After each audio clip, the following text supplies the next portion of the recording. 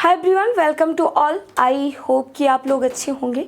आज के इस वीडियो में हम बात करेंगे आपका जो सिलेबस है एमपीपीएससी प्रीलिम्स का, इसका यूनिट 8 के एक बहुत इंपॉर्टेंट टॉपिक के बारे में। जब आप यूनिट 8 को देखते हो तब आपको राज्य, राष्ट्र और अंतर्राष्ट्रीय करंट अफेयर्स या समसामयिक घटनाओं के बारे में पढ़ना होता है। तो उसी के परिप्रेक्ष्य में आज हम मध्य प्रदेश करंट अफेयर्स से रिलेटेड एक बहुत इंपॉर्टेंट टॉपिक डिस्कस करने वाले हैं। टॉपिक का नाम है जो हाल फिलहाल में कोई ऐसे व्यक्तित्व जिनका हाल फिलहाल में निधन हो गया हो, उनसे रिलेटेड चीज़ों के बारे में हम बात करेंगे। किस क्षेत्र से संबंधित थे, अगर कोई पुरस्कार मिला था तो वो कौन सा था, या फिर किस जगह से वो संबंधित थे, किस जिले से संबंधित थे। तो आइए शुरू करते हैं आज के इस वीडियो को। और अगर आपने अभी तक चैनल को सब्सक्राइब नहीं किया है तो जल्दी से चैनल को सब्सक्राइब कर लीजिए और ऐसे ही इन्फॉर्मेटिव वीडियो के लिए नोटिफाई करना नहीं भूलना है, ताकि जब भी कोई वीडियो या क्लास लाइव सेशन में हो तब आपके पास नोटिफिकेशन पहुंच जाए। चलिए शुरू करते हैं आज के इस सेशन को। सबसे पहले बात करेंगे सरताज सिंह की। किसकी? सरताज सिंह की। 5 बार ये सांसद व 2 बार विधायक रह चुके हैं। 5 बार ये सांसद रह चुके हैं और 2 बार ये विधायक रह चुके हैं।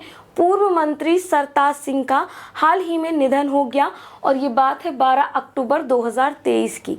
और बहुत रीसेंट वाले भी आपको, मतलब आपका पेपर 17 दिसंबर को होने वाला है, तो अक्टूबर तक का में भी पूछ लिया जा सकता है। क्लियर है? तो इस चीज़ को याद रखना। और कई बार ऐसा भी हुआ है कि फर्स्ट वीक वाला, मतलब नवंबर के फर्स्ट वीक का भी आपसे पूछा जा सकता है। तो यहाँ तक का करंट अफेयर्स आपको ज़रूर तैयार करके जाना होगा। सरताज सिंह का निधन हो गया 12 अक्टूबर 2023 को। इनका विधानसभा क्षेत्र क्या था? सिवनी था। क्या था? सिवनी इनका जो है विधानसभा क्षेत्र था। और ये 5 बार सांसद रह चुके हैं, 2 बार ये विधायक भी रह चुके हैं। अगली बात करेंगे निर्मला बुच की, और इसको मोस्ट इम्पॉर्टेंट लगा लीजिएगा। मैं ऐसा क्यों कह रही हूँ ये आप आगे जान जाएंगे। निर्मला बुच मध्य प्रदेश की प्रथम महिला मुख्य सचिव रह चुकी हैं और इनका निधन हाल ही में 9 जुलाई 2023 को हो गया। कहाँ पर इनका निधन हुआ? इनका निधन भोपाल में हो गया। और ऐसी चीज़ें भी पूछ ली जाती हैं, किस जगह पर निधन हुआ, किसी और ऐसी स्पेशली जगह हुआ हो या भारत से बाहर हुआ हो, तो इस तरीके में क्वेश्चन इंपॉर्टेंट हो जाते हैं। लेकिन आपसे जो क्वेश्चन पूछा जा सकता है, या तो प्रथम महिला जब है, जब कोई भी मध्य प्रदेश से रिलेटेड हो या देश से रिलेटेड, राष्ट्र से रिलेटेड हो, आपको याद रखना ही है। तो ये प्रथम महिला सचिव भी रह चुकी हैं और जब हाल फिलहाल में इनका निधन हुआ है तो आपसे ये क्वेश्चन पूछा जा सकता है। वह सितंबर 1991 से 1993 तक तत्कालीन मुख्यमंत्री सुंदरलाल पटवा की सरकार में मुख्य सचिव रह चुकी हैं। तो इनका नाम भी आपको याद रखना है। मुख्यमंत्री कौन थे? जिस समय पहली महिला सचिव बनी उस समय मध्य प्रदेश के मुख्यमंत्री कौन हुआ करते थे? तो कौन थे? सुंदरलाल पटवा जी क्या थे? मुख्यमंत्री थे। इन्होंने महिला चेतना मंच नामक संस्था की स्थापना की। जन्म कब हुआ?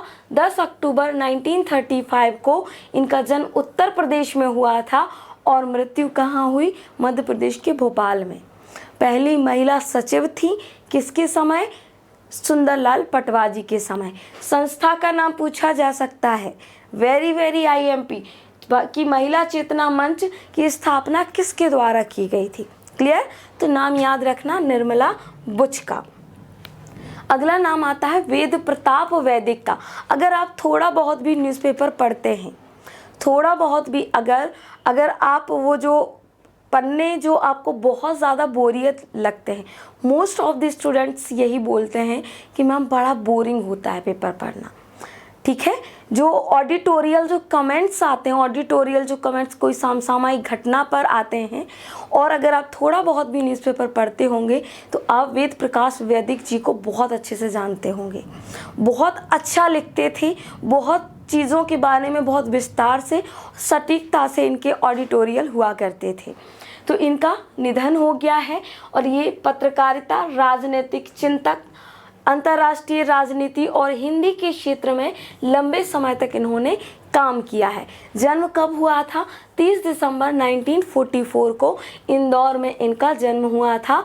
और फिर से बात याद दिलाऊं कि स्पेशली इनका अगर नाम आएगा कि किस क्षेत्र से जुड़े थे, तो ये पत्रकारिता से जुड़े हुए थे और राजनीतिक मुद्दों पर कई बार इनके बहुत अच्छे से ऑडिटोरियल आते रहते थे। दैनिक भास्कर में आए दिन इनके ऑडिटोरियल छपते थे।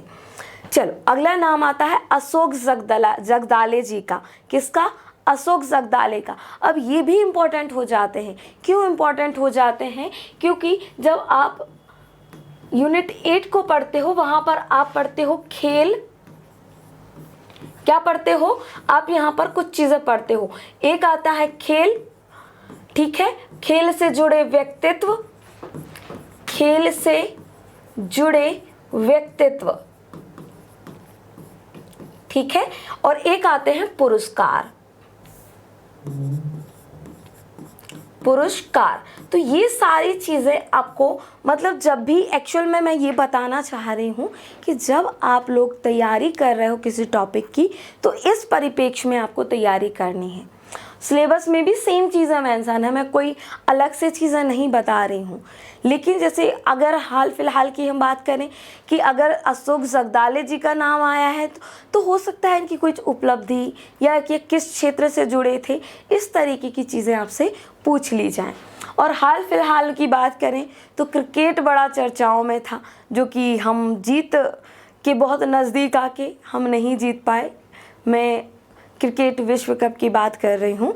तो इस तरीके में क्रिकेट तो आप लोग बहुत अच्छे से इस चीज़ से परिचित हैं और लोक सेवा आयोग को भी ये बड़ा पसंद आता है। क्लियर? चल, तो अशोक जगदाले जी की बात कर रहे हैं। मध्य प्रदेश रणजी क्रिकेट टीम के पूर्व कप्तान तथा मध्य प्रदेश क्रिकेट एसोसिएशन के पूर्व उपाध्यक्ष श्री अशोक जगदाले जी का 76 ईयर्स में इनका निधन हो गया इंदौर के एक निजी अस्पताल में। कब? 22 जुलाई की बात है। आपसे डेट नहीं पूछी जाएगी। जब भी कोई व्यक्तित्व की बात आती है तो उनसे जुड़ा क्षेत्र महत्वपूर्ण हो जाता है। चल, जन्म कब हुआ था? 20 नवंबर 1945 को इंदौर में ही इनका जन्म हुआ था और रणजी क्रिकेट टीम के पूर्व कप्तान थे। क्रिकेट एसोसिएशन के उपाध्यक्ष ये रह चुके थे, अशोक जगदाले। आप मध्य प्रदेश में व्यक्तित्व पढ़ते हो, वहाँ पर भी आपने इनका नाम पढ़ा होगा। चल, अगला नाम आता है शरद यादव का। जन्म कब हुआ? 1 जुलाई 1947 में, मतलब जब हम आज़ाद हो रहे थे, 1947 की बात है। नर्मदापुरम जिले के गांव बावई में, जिसको आज हम वर्तमान में माखनलाल नगर के नाम से जानते हैं, क्योंकि बावई का जब नाम आ ही गया है तो बावई नाम, जब माखनलाल चतुर्वेदी की बात करते हैं तो माखनलाल चतुर्वेदी का जन्म बावई गांव में हुआ था और जिसकी वजह से उनको सम्मान देने के चलते बावई गांव का नाम अब माखनलाल नगर कर दिया गया है। निधन 12 जनवरी को हो गया। पूर्व केंद्रीय मंत्री और राजद के नेता जो शरद यादव पहली बार 1974 में मध्य प्रदेश के जबलपुर से एक उपचुनाव में लोकसभा के लिए चुने गए थे। भारत के पहले ऐसे राजनेता जो 3 राज्यों, कौन कौन से राज्य? मध्य प्रदेश पहला, दूसरा उत्तर प्रदेश, तीसरा बिहार से लोकसभा के सदस्य चुने गए थे और ये अपने आप में एक बहुत बड़ी महत्वपूर्ण उपलब्धि है। तो आपसे अगर शरद यादव जी के बारे में पूछा जाएगा तो हो सकता है कि ये चीज़ पूछ ली जाए कि शरद यादव मध्य प्रदेश के अलावा कौन और राज्यों के लोकसभा के लिए चुने गए थे। ओके, तो 3 राज्यों के लिए मध्य प्रदेश, उत्तर प्रदेश और आता है बिहार का नाम, जहां से ये लोकसभा के लिए चुने गए थे। क्लियर है? चल, अगला आता है लता मंगेशकर जी का नाम। ठीक है, भारत स्वर कोकिला या कहा जाए कि आवाज़ की मलिका, इनका भी निधन हो गया और इनका जन्म 28 सितंबर 1929 में इंदौर में हुआ था। और फिर से मैं बात करूं तो व्यक्तित्व आपको कुछ भी छोड़ के नहीं जाना है, चाहे वो दादा मुनि हो, चाहे वो लता मंगेशकर जी हो, या इस तरीके से कोई और हस्ती हो, सभी आपके लिए इम्पोर्टेंट हैं। निधन 6 फरवरी 2022 को मुंबई में इनका निधन हो गया। अब आपसे जो क्वेश्चन पूछा जाएगा, ये चीज़ें सबको पता है, जनरली सबको पता है कि वो बहुत अच्छी गायिका थी और गायन क्षेत्र से जुड़ी हुई थी। तो क्वेश्चन क्या बन सकता है? क्वेश्चन बन सकता है इनके पुरस्कारों से। ओके, तो पुरस्कार इन्हें कौन कौन से दिए गए हैं? 1969 में इन्हें पद्म भूषण से सम्मानित किया गया। 1989 में दादा साहेब फाल्के पुरस्कार दिया गया। 1996 में राजीव गांधी राष्ट्रीय सद्भावना पुरस्कार है वो दिया गया। फिर 99 में पद्म विभूषण दिया गया। 2001 में भारत का सर्वोच्च सम्मान भारत रत्न से सम्मानित किया गया। अब आपको क्वेश्चन इसको फ्रेम अगर अपने दिमाग में करना है तो ऐसे याद रखना, आपसे क्वेश्चन पूछा जाएगा कि लता मंगेशकर जी को भारत रत्न से कब सम्मानित किया गया। तो आपको याद रखना है 2001 में इनको सम्मानित किया गया था भारत रत्न से। जब भी हम कुछ पुरस्कारों की बात करते हैं, किसकी बात करते हैं? पुरस्कार की बात करते हैं, तो यहाँ पर आते हैं आपके पद्म पुरस्कार। कौन आते हैं? आपके पद्म पुरस्कार आते हैं, पद्म पुरस्कार। और पद्म पुरस्कारों की हम 3 श्रेणियां देखते हैं। कौन सी? विभूषण, भारत विभूषण, एक आता है आपका भूषण, और एक आता है पद्मश्री। क्या आता है? पद्मश्री आता है। तो इसको ऐसे याद रखना, पद्म विभूषण, पद्म विभूषण, पद्म भूषण और पद्मश्री। पद्मश्री। तो या आपको जो चीज़ें लता मंगेशकर जी के बारे में याद रखनी है, पद्म भूषण से कब सम्मानित किया गया था? पद्म भूषण से इनको 1969 में सम्मानित किया गया था। पद्म विभूषण से कब सम्मानित किया गया था? तो 1999 में। ठीक है, 1999 में पद्म विभूषण और भारत रत्न से इनको 2001 में सम्मानित किया गया था। इस तरीके की चीज़ें अगर आप याद रखेंगे तो कोई भी क्वेश्चन आपसे नहीं छूटेगा। चले आगे बढ़ें। इनके लिए मध्य प्रदेश सरकार ने क्या किया? मध्य प्रदेश से जुड़ी हुई हैं, इंदौर में इनका जन्म हुआ था, तो मध्य प्रदेश की एक महत्वपूर्ण शख्सियत हो जाती हैं। मुख्यमंत्री श्री शिवराज सिंह चौहान ने प्रमुख घोषणाएं की इनके नाम पर। भारत रत्न स्वर साम्राज्ञी लता मंगेशकर जी की प्रतिमा इंदौर में स्थापित करने की घोषणा की गई। लता मंगेशकर जी के नाम से संगीत अकादमी और संगीत महाविद्यालय और संग्रहालय स्थापित करने की भी घोषणा की। लता जी के जन्म दिवस पर प्रतिवर्ष लता मंगेशकर पुरस्कार दिया जाएगा। मतलब इस तरीके से 3 घोषणाएं मध्य प्रदेश के मुख्यमंत्री के द्वारा की गई हैं। अगला, शंकराचार्य स्वामी स्वरूपानंद सरस्वती की बात करें तो द्वारका शरद पीठ के शंकराचार्य स्वामी स्वरूपानंद सरस्वती का मध्य प्रदेश के नरसिंहपुर जिले में झोतेश्वर स्थित परमहंसी गंगा आश्रम में 98 ईयर्स में इनका निधन हो गया। जन्म सिवनी जिले में हुआ था। मोस्ट ऑफ द चांसेस है कि ये क्वेश्चन आपसे पूछा भी जा सकता है और नहीं भी, उतना इम्पोर्टेंट हम इसको नहीं कह सकते हैं। चलिए, आरसी लाहौटी, इनका ज़रूर आपको आईएमपी लगा लेना चाहिए। आरसी लाहौटी के बारे में पूछा जा सकता है। मध्य प्रदेश के गुना जिले में 1 नवंबर 1940 को जन्मी न्यायमूर्ति आरसी लाहौटी का दिल्ली के अपोलो अस्पताल में 23 मार्च 2022 को निधन हो गया।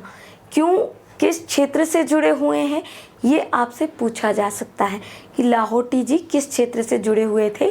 तो ये न्यायमूर्ति रह चुके हैं। ठीक है। जस्टिस श्री रमेश चंद्र लाहोटी ने 35वें मुख्य न्यायाधीश के रूप में 2004 से 1 नवंबर 2005 तक अपनी सेवाएं दी। तो क्वेश्चन आपसे पूछा जा सकता है कि हाल ही में ऐसे व्यक्ति जो सर्वोच्च न्यायालय के मुख्य न्यायाधीश रह चुके हैं, उनका निधन हो गया, वो मध्य प्रदेश के किस जिले से संबंधित थे, या फिर ये कौन से नंबर के थे। इस तरीके से क्वेश्चन पूछा जा सकता है। तो 35वें मुख्य न्यायाधीश के रूप में इन्होंने सेवाएं दी थी, ये आपको याद रखना है। चलो अगला नाम आता है, ये भी बहुत इंपॉर्टेंट है, पेमा फाल्या। लास्ट टाइम भी इनसे क्वेश्चन पूछा गया था। विश्व प्रसिद्ध चित्रकार पिथौरा चित्र के लिए प्रख्यात हैं। क्वेश्चन में भी कई बार रिपीट भी हो जाता है, ठीक है। तो पिथौरा चित्रकारी के लिए पेमा फाल्या को जाना जाता है। मध्य प्रदेश सरकार का तुलसी सम्मान भी इन्हें प्रदान किया गया है। आपसे क्वेश्चन पूछा जा सकता है कि ये इनकी प्रसिद्धि का कारण क्या है। तो ये पिथौरा चित्रकारी के लिए जाने जाते हैं। अगला नाम आता है जयदीप गोविंद का। मध्य प्रदेश वाणिज्य कर अपील बोर्ड के अध्यक्ष जयदीप गोविंद का निधन हो गया। जयदीप गोविंद ने 2013 और 2014 में क्रमशः विधानसभा एवं लोकसभा निर्वाचन में मध्य प्रदेश के मुख्य निर्वाचन पदाधिकारी ये रहे हैं।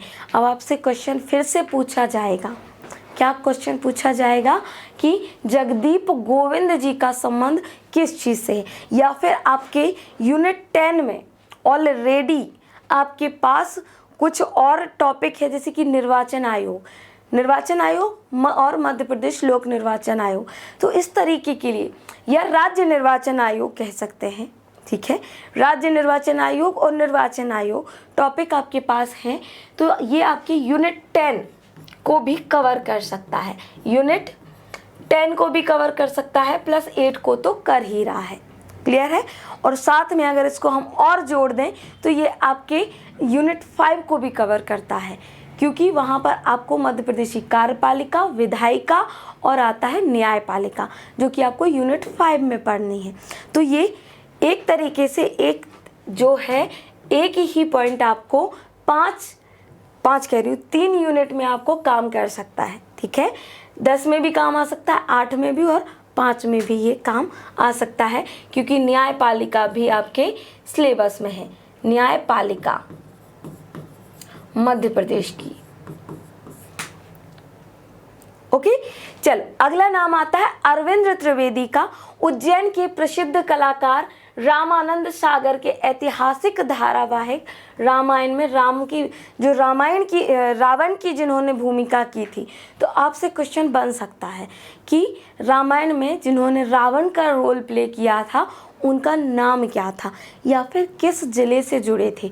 आजकल उज्जैन बड़ा चर्चाओं में है, चाहे वो महाकाल लोक हो या फिर कुछ और तरीके की चीज़ें, जैसे कि आप महाकाल के लिए भी उनको जाना जाता है, महाकाल लोक के लिए भी। और हाल फिलहाल में इस जो आना जाना हुआ ना कुछ लोगों का, जैसे मोदी जी का आना हुआ, तो इस तरीके में बहुत चर्चाओं में रहा था, इसलिए ये इम्पॉर्टेंट हो सकता है।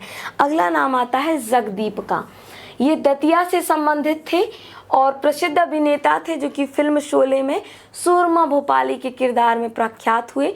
इनका वास्तविक नाम सैयद इश्तियाक अहमद जाफरी था। क्या था? अहमद जाफरी इनका नाम था। तो आपसे ये भी पूछा जा सकता है, क्योंकि दादा मुनि जिनको कहा जाता है उनके बारे में भी क्वेश्चन पूछा जा चुका है।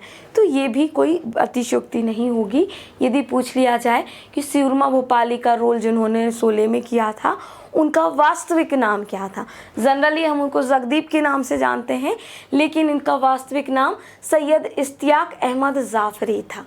ओके, तो ये कुछ चीज़ें थी जो आपके लिए मैंने आज लेकर सीधे तरीके से आपसे डिस्कस की हैं, ताकि आपका जो पेपर 17 दिसंबर को होने वाला है, यहाँ पर करंट अफेयर्स से कोई भी आपका एग्ज़ाम में कोई भी आने वाला क्वेश्चन ना छूटे। और करंट अफेयर्स के इसी तरीके के वीडियोस के लिए आप हमारे चैनल को सब्सक्राइब कर सकते हैं। और अगर आप नोटिफाई करना आपको बिल्कुल नहीं भूलना है, और अगर आप दोस्तों के साथ शेयर करेंगे तो मैं बुरा नहीं मानूंगी। क्लियर है? जिस किसी को PDF चाहिए है, डिस्क्रिप्शन में लिंक मेंशन है, वहाँ से जाकर टेलीग्राम ज्वाइन कर लेना। वहाँ पर आपको बहुत सारे MPPSC से रिलेटेड बहुत सारा मटेरियल अवेलेबल है, तो वो भी आपके काम आ सकता है। तो आज के लिए बस इतना ही। मिलते हैं नेक्स्ट वीडियो में ऐसे ही किसी और इम्पॉर्टेंट टॉपिक के साथ। तब तक के लिए bye bye and have a nice time. और हाँ, चैनल को सब्सक्राइब करना नहीं भूलना है। मिलते हैं नेक्स्ट सेशन में। Bye bye.